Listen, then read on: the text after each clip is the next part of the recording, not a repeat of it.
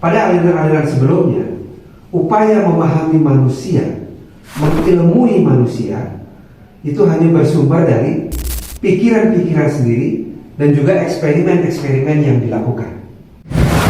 Arba, teman perjalananmu menuju hidup bermakna.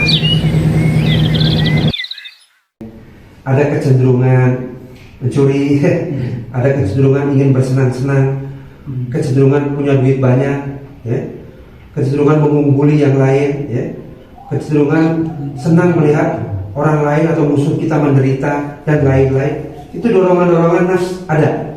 Amin, ya. Amin.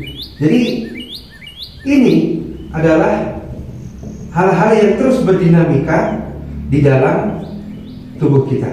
Maka Islamic Psychology atau psikologi Islam itu memperhatikan hal-hal ini. Karena setiap dinamika dari masing-masing unsur ini bisa mempengaruhi pola pikir, ya, pola sikap, dan pola perilaku manusia. Nah, ini dinamika ini mempengaruhi pola pikir. Kalau manusia berpikir, kalau manusia hanya akal saja, dia berpikir agama itu tidak ada, Tuhan itu tidak ada, ya, dan lain-lain, maka dia bisa menjadi ateis, kan begitu ya. Ini pernah dikupas oleh Ustaz Ian, ateis, agnostik, dan lain-lain. Artinya apa? Tidak mempertimbangkan apa yang ada dalam kolbunya, ruhnya, dan nafsu. Hanya berpikir, ya. Kalau sesuatu itu tidak terlihat, ya, misalnya, berarti tidak ada, nah, gitu ya. Nah, itu kan akal, ya, akal, ya. Sementara, nah, ini perspektif selanjutnya yang muncul adalah perspektif transendental, ya, dan perspektif Islam. Nah, ya. Jadi ya, kita bersyukur ya, perkembangan ilmu pengetahuan, ya, sebagian para ilmuwan membuka diri untuk mengupas sisi kemanusiaan manusia, tidak hanya dari kekuatan berpikir manusia itu sendiri. Ya. Pada aliran-aliran sebelumnya, upaya memahami manusia, mengilmui manusia, itu hanya bersumber dari pikiran-pikiran sendiri dan juga eksperimen-eksperimen yang dilakukan, ya. Yang jelas-jelas itu sangat terbatas, ya. Di dalam ayat Al-Quran itu, apabila umat bertanya tentang ruh, ya, maka katakanlah pengetahuan tentang ruh itu hanya sedikit, kan begitu ya. Jadi manusia dikasih tahu tentang ruh, tapi pengetahuan manusia tentang ruh itu sendiri sangat sedikit. Tapi Quran mengabarkan adanya ruh, kan begitu ya. Artinya kita percaya bahwa dalam diri manusia ini ada komponen-komponen ini. Ada ruh yang kemudian menghidupkan jasad ini, ya, menghidupkan jasad ini. Nah, maka aliran keempat adalah transendental, ya, dan yang kelima adalah Islam. Ini yang kemudian semakin berkembang untuk melengkapi temuan-temuan, ya, temuan-temuan psikologis tentang manusia. Nah, sehingga kemudian ini membawa pada pola-pola bagaimana manusia itu berkembang, atau personal development atau growth development. Artinya mendampingi perkembangan manusia bukan hanya di wilayah IQ dan EQ saja. Nah, sini ya. Jadi mari kita lihat. Dan ayat-ayat dalam Al-Quran, ya, itu terus selalu mengingatkan, ya, karena inilah hudan, petunjuk, ya. Maka kalau manusia tidak mendalami petunjuknya, ya itu kemungkinan akan tersesat, kan begitu ya. Jadi ketika pemahaman yang pertama, kedua, ketiga tadi berkembang begitu cepat, suksesnya manusia ditentukan oleh IQ-nya, maka orang kemudian lahirlah berkembanglah beragam metode untuk mencerdaskan otak, gitu ya. Lalu muncullah EQ, berkembanglah berbagai metode untuk perkembangan kecerdasan emosi, ya. Lalu ada satu lagi yang berkembang, yaitu ini kan I bacanya EQ, ini AQ, gitu ya. A yang disebut dengan adversity, ya, atau kecerdasan kegigihan. Nah, ini berkembang, ya. Dulu hampir setiap orang kantor harus ikut ini juga, gitu ya, pelatihan adversity quotient, ya. Seperti apa? Nah, ini manusia itu diibaratkan seperti pendaki gunung. Jadi ini ada gunung. Nah, ini kumpulan manusia di sini. Jadi ragam manusia itu diibaratkan seperti pendaki gunung. Nah, kemudian mereka melihat gunungnya. Inilah yang harus kita hadapi. Gunung ini begitu tinggi, ya. Kelihatannya kita tidak akan mampu. Sebagian orang, ini tantangannya begitu besar. Kelihatannya kita tidak akan mampu. Kita di sini saja, nggak usah mendaki. Nah, gitu ya. Ini sebagian orang. Ini tantangan begitu besar, gunung begitu tinggi, jalan begitu terjal. Kelihatannya kita tidak akan mampu, ya. Itu otak yang bermain. Kelihatannya kita tidak akan mampu, kita di sini saja. Maka golongan ini disebut golongan quitter. Ya, disebut golongan quitter. Orang yang berhenti, berhenti. Jadi dia tidak melanjutkan langkah. Udah kita di sini saja. Nah, ya.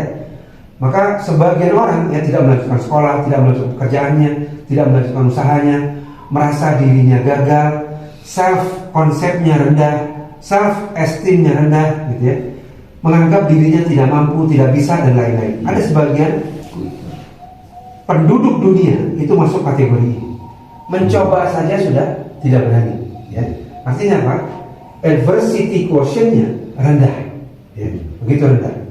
Lalu sebagian orang mencoba mendaki. Kita jalan, kita coba dulu. Nah, coba, bisa lah, kita jalan. Tapi ketika menemui hambatan demi hambatan, gini tinggi, gini susah, dan lain-lain.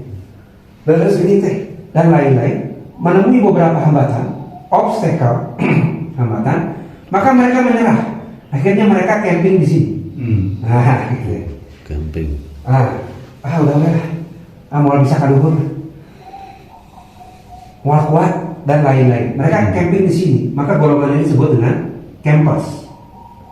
Nah, mereka yang berjalan, berjuang, begitu menemui hambatan, berhenti. Nah, gitu ya. Ini ada anak-anak yang seperti ini.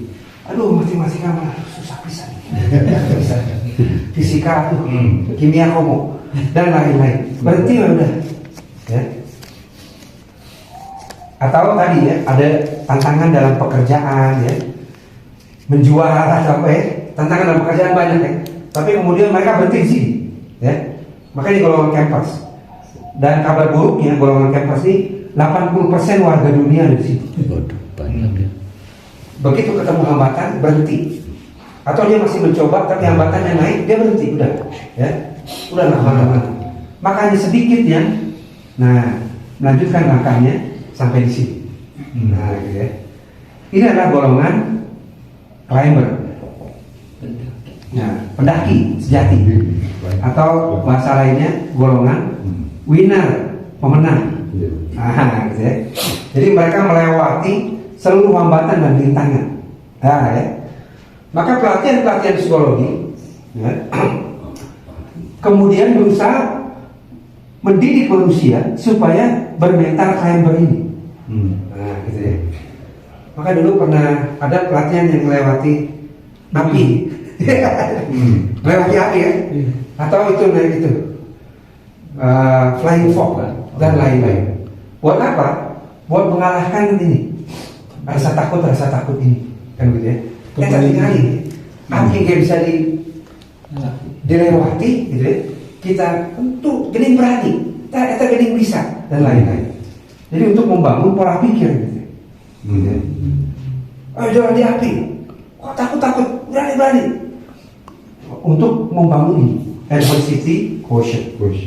Ya. Nah, tapi bahayanya, ada ketika kemudian ini ya, tidak didasari oleh nilai-nilai transendental, nilai-nilai spiritual, ya, begitu lewat api, tak aing jagoan ya. Sombong, bukannya alhamdulillah, ya. Tapi dibangunlah bahwa, nah, itu Anda mampu. Kalau Anda bekerja keras, Anda pasti bisa. Kalau Anda coba terus, Anda pasti mampu, dan lain-lain. Maka istilah akhirnya perlunya keseimbangan. Ya. Berapa orang akhirnya lahir menyombongkan kekuatannya, ya, menyombongkan kekuatannya. Dan hal ini kemudian, ya, hari ini diperparah dengan apa yang namanya personal branding. Nah, pernah dengar ya? Personal branding. Ya. Ini penting nih hari ini. Anda mau sukses, bangun personal branding Anda. Wah, kan gitu ya. Ya. Artinya tunjukkan pada dunia sisi paling positif Anda. Ya. Isi itu Instagram, Facebook dengan hal-hal terbaik dari diri Anda. Bangun konsep diri yang positif. Ya. Maka ya dandan dulu segala macam, pakai dasi, foto, masuk Facebook atau masuk Instagram. Ya. Ketika sedang presentasi, sedang apa, masuk Instagram. Lagi di bandara, naik pesawatnya enggak, ke bandara enggak. Personal branding. Ya. Ketika ngopi di warung kopi mah mau di foto. Kafe. Nah, ketika ke kafe, foto. Nah, kafe mahal, satu kopi 50.000. Lebar kan, minum kopi ukur. Foto, itu personal branding. Nah, jadi pikiran-pikirannya yang terbangun adalah saya sukses. Nah, ya, karena kerja keras saya. Ya. Kesuksesan saya hanya bisa dicapai kalau saya kerja keras luar biasa. Ya. Ketika saya mengoptimalkan potensi dalam diri, ya betul ada benarnya. Ya. Tapi ingat, ya, nah ini tadi di dalam diri kita ada 4 komponen besar ini. Ya. Ada ruh yang selalu berorientasi ke atas. Ya. Ada nafsu, dorongan-dorongan, ya. Nafsu-nafsu yang memang ini bagian dari manusia. Ya. Ya, kalau Idul Adha katanya nafsu binatang itu disembelih, kan gitu ya. Jadi ada nafsu-nafsu yang harus dibuang juga. Ada kol, ya. Ada akal. Akal dalam hal ini untuk membedakan mana yang benar dan salah. Namun sering dilupakan ada kolbu, yang ini merupakan filter untuk yang baik dan buruk, gitu ya.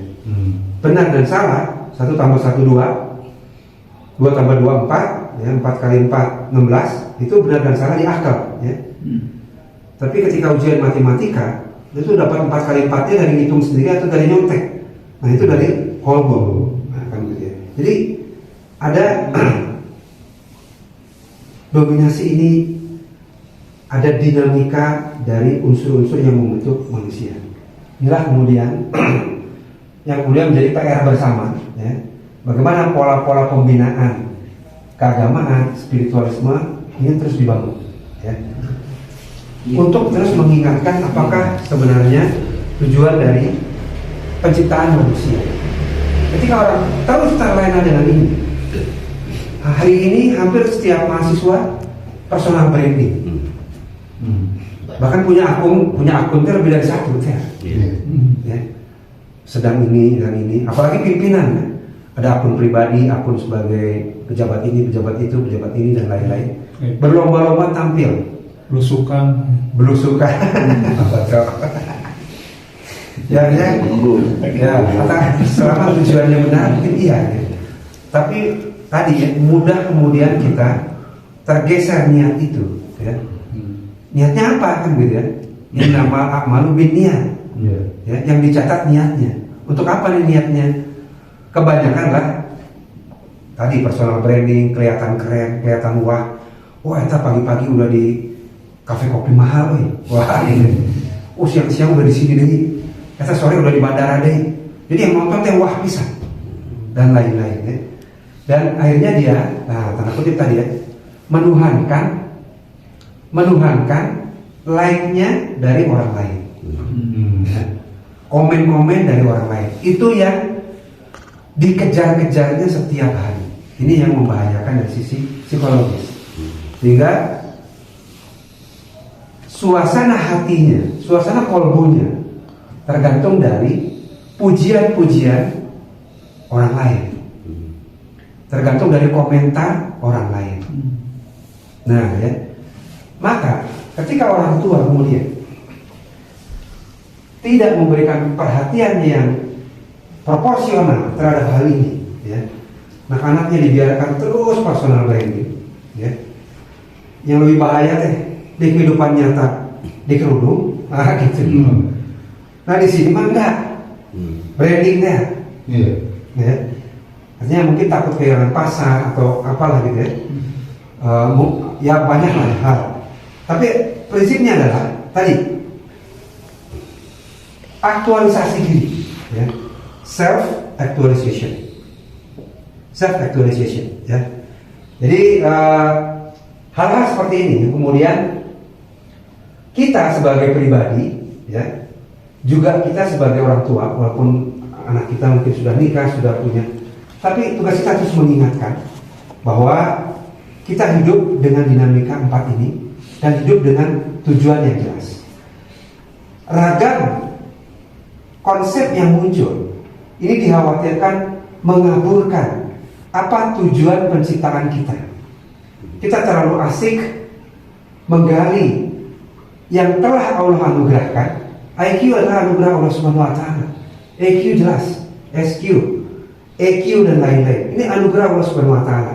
Tapi ketika kita lupa menempatkannya pada rel yang lurus, ya, pada apa tujuan penciptaan kita sebenarnya, maka ini yang menjadi berbahaya. Nah, karena itu harus disertai dengan pemahaman yang juga mendalam tentang Al-Quran dan hadis yang memang merupakan petunjuk bagi manusia. Auzubillahi minasyaitonirrajim. Faman zuhziha 'anil nari wa udkhilal jannata faqad faz. Wa mal hayatud dunya illa mata'ul ghurur. Keasikan, ya, berpikir tentang dunia dan apa yang telah Allah anugerahkan, ya, bisa menggeser orientasi seakan-akan orientasi sukses adalah dunia. Nah gitu kira-kira. Jadi adanya medsos ini dan lain-lain ini berpotensi menggeser bahwa orientasi kita adalah dunia. Bahwa pagi-pagi bangun tidur, mandi cepat-cepat dandos gitu ya, supaya bisa tampil di personal branding gitu. Jadi pagi-pagi aja sudah mengejar dunia, dalam hal ini misalnya like dan lain-lainnya itu. Padahal tadi faman zuhziha 'anil nari wa udkhilal jannata faqad faz wa mal hayatud dunya illa mata'ul ghurur. Maka barang siapa dijauhkan dari neraka dan dimasukkan ke dalam surga, maka sungguh ia telah beruntung. Sukses, beruntung yang sejati adalah dijauhkan dari neraka dan dimasukkan ke dalam surga, ya. Bisa lupa ini ketika kita terus berhubungan dengan dunia. Lupa bahwa sukses yang sebenarnya adalah ketika dijauhkan dari neraka dan dimasukkan ke dalam surga. Yang mana caranya? Caranya hanya satu, talabul ilmu, menuntut ilmu agama. Gimana tuh biar masuk surga dan jauh dari neraka? Ya talabul ilmi, menuntut ilmu agama, ilmu yang Allah Subhanahu wa taala telah hadirkan melalui Quran dan Sunnah Rasul, ya. Jadi kita ingatkan pada diri kita sendiri juga, ya, pada keluarga kita sendiri juga, bahwa la yastawi ashabun nari wa ashabul jannah, ashabul jannati humul faizun. Tidaklah sama antara penghuni neraka dan penghuni surga, nggak sama nanti, nggak sama di akhirnya, nggak sama di dunianya, gitu ya, nggak sama di dunianya. Karena ada banyak kisi-kisi atau hadis, ya, bahwa ciri-ciri penduduk surga nanti itu beda dengan ciri-ciri penduduk neraka, kira-kira gitu ya. Jadi bagi calon penduduk surga, ya, itu dunia kira-kira dianggap sebagai penjara lah gitu ya. Kita tidak bisa seenaknya, nah ini, melampiaskan nafsu-nafsu kita, ya. Bahwa manusia itu jelas memiliki nafsu, ya. Melihat lawan jenis, melihat status, kekayaan, uang, finansial, dan segala macam itu ada banyak sekali kerusakan gara-gara tidak bisa mengendalikan nafsu ini. Rusak, ya. Atau udah bohong satu, lalu ditutupi dengan kebohongan lainnya adalah karena tadi nafsu-nafsu ini dan lain-lain. Sudahlah dapat jabatan, kedudukan tinggi dan lain-lain, nafsu masih terus menggoda, gitu ya. Gitu kia dan lain-lain. Sudah punya satu mobil, nafsu masih terus menggoda, dan lain-lain ini, ya. Jangan lupa ada ruh kita yang berorientasi kepada Allah Subhanahu Wa Taala. Ruh yang sudah berkenalan dengan Allah Subhanahu Wa Taala. Alastu birabbikum, dan para ruh ini sudah menjawab qalu bala syahidna. Kami bersaksi, apakah aku ini penciptamu? Apakah aku ini Rabbmu? Para ruh menjawab bala syahidna. Kami bersaksi. Jadi kita sudah bersaksi. Ya, maka kalau transenden gitu ya. Ya. Pakai ini. Kalau dilihat tadi penjelasannya itu, Ya. saya terus transenden itu masih memahaminya kesadaran atas takdir ya gitu. ya. Ini ada, kalau dari sisi teorinya itu apakah nyambung nggak sih ke Allah gitu ya, Ya. bahwa memang manusia itu punya kesadaran akan Ya. takdir gitu ya. Ya. Kemudian dengan aliran ada yang di Islam ya, ada Ya. Qadariyah dan Jabariyah, apakah Ya. nyambung nggak sih secara Ya. teori gitu ya? Oke, ya. Baik, terima kasih ya. Jadi aliran transenden ini merupakan, atau itu masih pertanyaannya, baru merupakan jembatan saja, ya, dari pemikiran penemuan ilmu tentang manusia yang hanya didasarkan pada sesuatu yang observable, ya, sesuatu yang bisa diamati, ya, kepada sesuatu yang ternyata memahami manusia bukan hanya dari sesuatu yang bisa kita amati, kan gitu ya. Misal perkembangan anak kan bisa diamati. Jadi misalnya bisa ditulis, 0 sampai 2 tahun belajar jalan, gitu ya. 0-2 tahun menyusui, 3 sampai 5 tahun dia mulai bicara, gitu ya. Itu kan bisa diamati. 5 sampai 10 tahun mulai berteman di luar keluarganya. Itu bisa diamati dan kemudian bisa diklaim sebagai ilmu. Nah, ketika transenden, ya, itu ternyata ada hal-hal yang mempengaruhi perilaku manusia, ya. Jelas itu mempengaruhi pola pikirnya, pola sikapnya, pola perilakunya. Namun dari sesuatu yang tidak bisa kita lihat, gitu ya. Dari sesuatu yang tidak bisa kita amati. Kenapa tuh bisa seperti itu? Artinya ada suatu kekuatan besar di luar diri manusia. Baru sampai situ. Ya. Nah, dari mana nih kita mengetahui itu? Harus dari agama. Nah, gitu ya. Jadi baru jembatan saja, ya. Jembatan sih. Maka jadi perkembangannya ternyata para psikolog, ada sejumlah psikolog yang ketika mendalami ini juga tidak menemukan kepuasan dari sisi keilmuannya. Kayaknya ada yang mentok nih. Ada beberapa hal yang belum bisa terjelaskan, ya.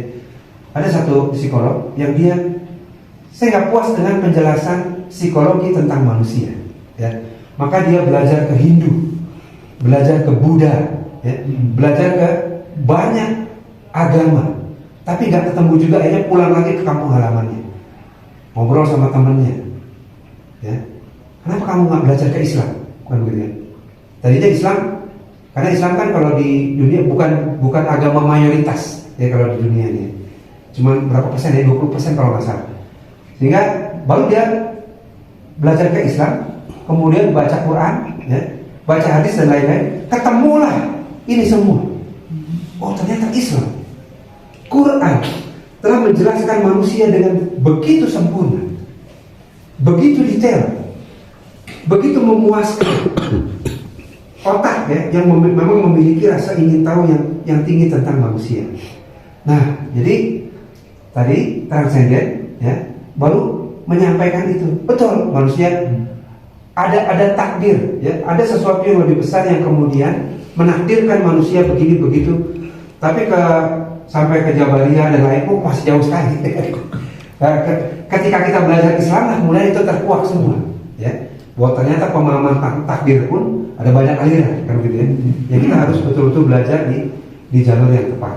Jadi ini adalah kemudian gerbang di mana para ilmuwan ini, ya, mulai menurunkan egonya, nah, gitu ya, mulai tidak sepenuhnya menggunakan akalnya, tapi membuka hatinya, ya, bahwa ada sumber-sumber lain yang bisa dijadikan pijakan sebagai ilmu, meskipun sesuatu tersebut tidak terlihat. Ya, misalnya 20 anak belajar matematika, 10 di sini kelasnya hening, 10 di sini sambil dengan musik rock. Mana yang lebih bagus ulangan matematikanya, kan gitu kan? Oh, ternyata yang musik rock misalnya, ya. Wah, jadi terpacu, jadi semangat. Tuh. Jadi kan ilmu, ya. Nah, ibu-ibu, bapak-bapak, kalau ngajar matematik, misal ya, itu adalah eksperimen, kan gitu ya.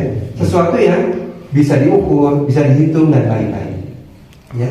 Tapi kemudian tadi, ya, ada orang-orang, ya, rumahnya biasa-biasa, gajinya kecil, ya, sarungnya cuma satu, kopiah cuma satu, setiap azan ke masjid. Beberapa rumah gede, punya mobil banyak, deposito banyak, di samping masjid, nggak ke masjid, bahkan nggak sholat. Nah itu ini nggak bisa menjelaskan. Nah, kenapa tuh ya, gitu ya? Mau diuji coba juga nggak bisa. Ya. Gimana cara nyobanya? Pasti ada dorongan-dorongan lain, ya. Ada dorongan-dorongan lain di luar akal, ya. Bagi beberapa orang yang masih dominan akal, nggak masuk akal. Ada orang jam 3, ya. Kalau di desa-desa itu kan ke masjid kan masih jarang, ya.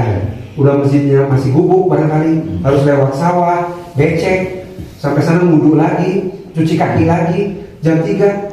Nggak bisa dibayangkan apa yang membuat orang ketika lagi enak tidur, nafsunya tidur, gitu ya, enaknya tidur, jam 3 udah bangun, melawan ngantuk, lewat sawah, datang ke masjid, sholat. Nggak masuk akal bagi ilmu psikologinya, hanya melihat tadi, gitu kira-kira. Maka transenden tadi, nah tadi, oh ada nih yang menggerakkan manusia, nah gitu ya. Nah ternyata banyak dijelaskan di sini, nah gitu ya. Salah satunya ini, ketika orang kemudian, nah ya, memahami atau menghayati, ya, nilai-nilai dari kitab sucinya. Ya, kalau kita kitabullah, ya, kitab yang hadir dari Allah, ya. Ketika orang menghayati tadi bahwa kesuksesan atau good life yang kemarin kita bahas sebagai tujuan dari belajar psikologi adalah mencapai good life, agar orang tersebut menjadi good person sehingga memiliki good life. Ternyata good life adalah wa udkhilal jannata faqad faz wa mal hayatud dunya illa mata'ul ghurur. Barang siapa yang dijauhkan dari neraka dan dimasukkan ke dalam surga, maka sungguh ia telah beruntung. Maka dari sini definisi tentang good life, good person, tentang kesuksesan berubah. Maka transenden tadi menjembatani, oh ternyata yang kita tuju, ya, adalah sesuatu yang bahkan di luar kehidupan dunia. Itu nggak masuk sampai situ. Oh ternyata kenapa tadi jam 3 subuh, ya, udah bangun dan lain-lain, nggak ada air di rumahnya, cari di masjid dan lain-lain.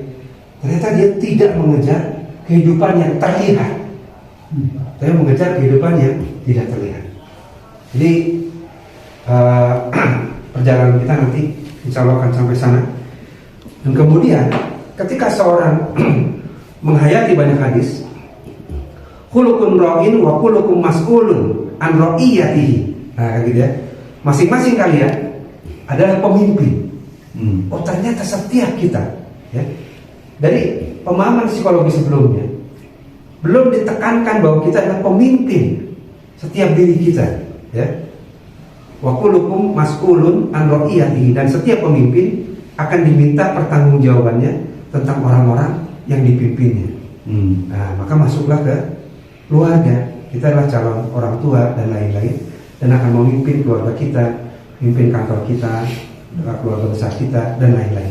Ketika kita, oh berarti ada pertanggungjawaban, gitu kan?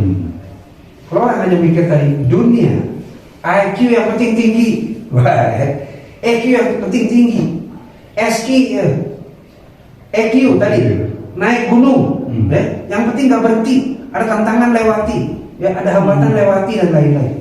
Tapi dia tidak berpikir tentang tanggung jawab yang nanti harus dipertanggungjawabkan bahkan setelah kehidupan dunia. Maka ketika orang menghayati ini, pola pikirnya akan berubah. Bukan hanya ngejar itu, bukan hanya ngejar cerdas, bukan hanya ngejar growth mindset, tapi bagaimana mempertanggungjawabkan ini.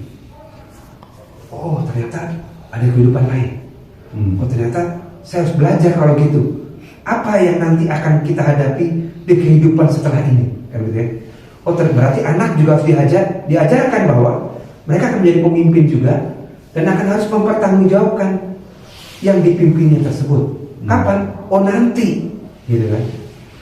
Kalau kita pakai akal saja, sulit kita berpikir bahwa ada kehidupan setelah dunia. Tapi dengan adanya kolbu yang menyerap pemahaman kitab suci, ya, maka oh ini ada kehidupan setelah dunia.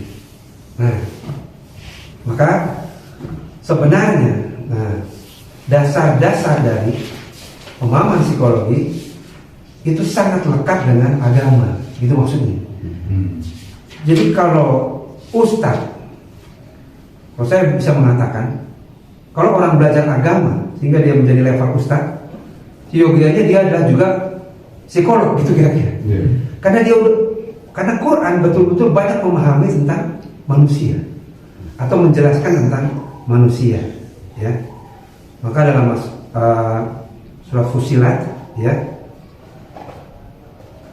sanurihim ayatina fil afaki wa fil anfusihim hatta yatabayyana lahum annahul haq.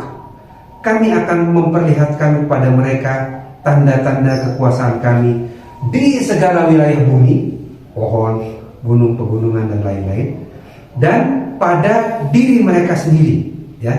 Artinya pada diri kita sendiri, ya. Para ilmuwan mungkin kita sebelumnya melihat, ya, bagaimana gunung ditinggikan, bagaimana langit bisa tanpa tiang, bagaimana hujan menurunkan awan. Itu adalah ayat-ayat Allah untuk kita berpikir, ya, bagi orang yang berpikir. Namun di sini dijelaskan pada diri mereka sendiri, artinya pada diri kita. Telaahlah diri kita, lihat apa yang ada di diri kita, pikiran kita, otak kita, emosi kita, kecemasan kita, kesedihan kita, sehingga jelaslah kebenaran bagimu. Nah, jadi ini pengantarnya, ya. Antara kita mudah-mudahan nanti mendalami psikologi Islam lebih dalam, karena Al-Quran sudah memerintahkan kita tadi memahami ini, termasuk ya tadi, ya, pemahaman tentang takdir tadi, ya, itu kalau didalami bisa menjadi sumber kekuatan mental yang luar biasa. Yang selama ini orang kebingungan menghadapi anxiety, ya, anxiety disorder, insecurity, ya, emotional insecurity dan lain-lain. Ternyata sebagian tuntas selesai masalah kejiwaan itu ketika kita memahami takdir dengan pemahaman yang benar. Mungkin demikian yang bisa saya sampaikan. Kemudian satu hadis terakhir, man arafa nafsahu faqad arafa rabbahu. Siapa yang mengenal dirinya, maka ia telah mengenal Tuhannya atau penciptanya. Maka dengan berusaha memahami diri kita dan lain-lain, insya Allah kita akan mengenal siapa yang menciptakan kita. Betapa luar biasanya yang menciptakan kita, gitu ya. Maha mengetahui segala sesuatu, maha pencipta, ya, dan lain-lain. Sehingga mudah-mudahan itu menambah keimanan dan ketakwaan kita. Demikian yang bisa disampaikan. Mohon maaf atas segala kesalahan-kesalahan, kekeliruan dan lain-lain. Kita tutup dengan hamdalah. Alhamdulillah. Alhamdulillah. Amin.